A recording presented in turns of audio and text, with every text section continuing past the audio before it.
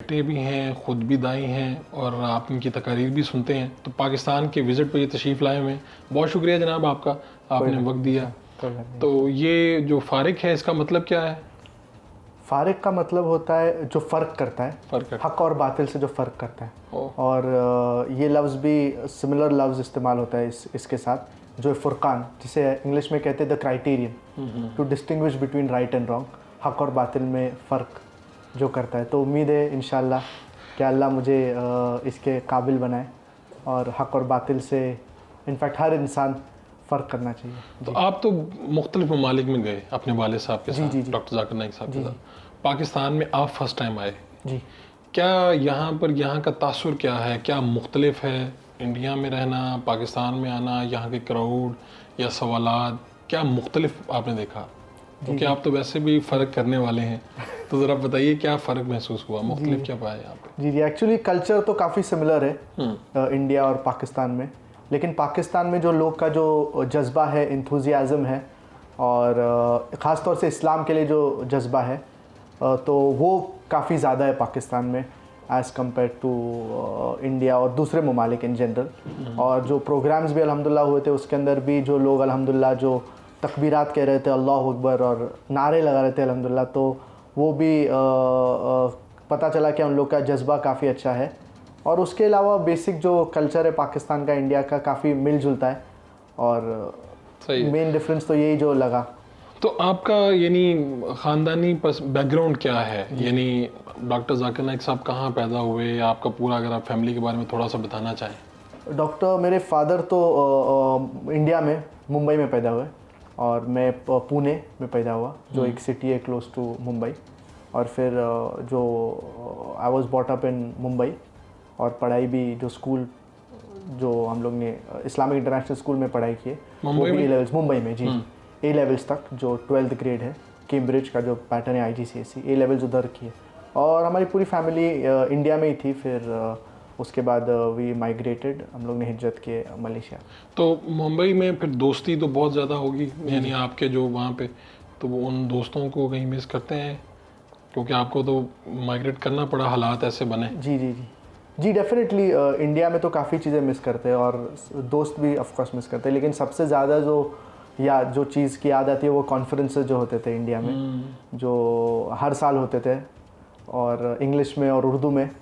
तो वो जो लोग लाखों की तादाद में 200,000 300,000 के आसपास लोग आते थे और मुख्तलिफ जो दाईज़ जो दुआत वर्ल्ड वाइड से आते थे, इंग्लिश ज़बान में, उर्दू ज़बान में भी, उसके सबसे ज़्यादा मिस करते हैं। जी। तो अब ये दाई बनना आपकी चॉइस है या ये डॉक्टर साहब की, डॉक्टर ज़ाकिर नाइक साहब की ख्वाहिश है?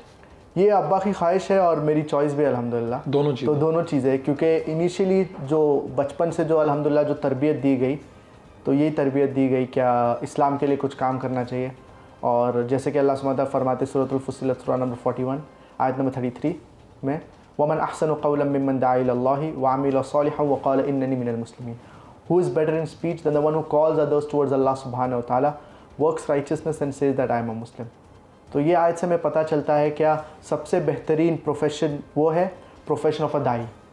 और जो लोग अल्लाह के लिए, अल्लाह की राह में काम करते, तो ये सबसे बेहतरीन प्रोफेशन है। तो ये जहन में रख के अल्हम्दुलिल्लाह ये तरबियत ही बचपन से दी गई और स्कूल में भी यही सिखाया गया क्या they is the best profession. जैसे कि मेरे फादर डॉक्टर ऑफ बॉडी थे, he was a medical doctor. फिर जब शेख अहमदीदाद से तासुर हुए तो he converted from a doctor of a body to doctor of soul. क्योंकि एक तो टू ट्रीट अ पेशेंट जो बीमार है, it's a very good thing, बहुत अच्छी बात है, लेकिन किसी के सोल को ट्रीट करना और to talk to him about Islam, that is far superior. वैसे आम ज़िंदगी में डॉक्टर साहब कैसे हैं? शफीक हैं, थोड़ा गुस्से वाले हैं, मिजाजन किस तरह के हैं, यानी आपके साथ या आपकी वालदा के साथ, फैमिली के साथ? फैमिली के साथ अल्हम्दुलिल्लाह अच्छे ही है ऑफ कोर्स। और ऐसा अननेसेसरीली तो उनका ऐसा बिला वजह तो गुस्सा तो नहीं होता है। लेकिन अगर आपसे किसी बात पे अगर गुस्सा आए तो क्या वो बात हो सकती है या किस तरह की बात होती है? नहीं, अगर कोई फॉर एग्जांपल अगर कुछ भी अगर फॉर इंस्टेंस अगर कुछ गलत काम किए तो बट नेचुरल गुस्सा आएंगे। और बचपन में कई बार अगर कुछ शरारती ज़्यादा किए तो ऑफकोर्स फादर का डांट पड़ती है? जी, कभी कभार। अब तो नहीं पड़ती? अभी तो बहुत कम।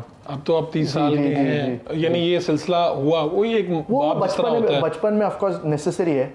दो स्टाइल हैं, एक तो ये है कि मौलाना तारिक जमील है हमारे यहाँ, आप उनको जानते हैं बड़ी अच्छी तरह से। तो वो जो फिल्मी सितारे हैं, जो मशहूर लोग हैं, उनको मिलते हैं और वो बाज़ दफ़ा वो कहते हैं कि हमने जिस साइड पे हम थे हमने वो चेंज कर ली, अब हम मौलाना। ये रवैया ठीक है या डॉक्टर जाकिर नाइक साहब भी इस तरह के जो बड़े और मशहूर शख्सियात हैं, क्योंकि इनकी एक फ़ैन फॉलोइंग होती है, ज़ाहिर बात है जब ये दीन की तरफ आते हैं तो फिर कई लोग देख के मुतासिर होते हैं।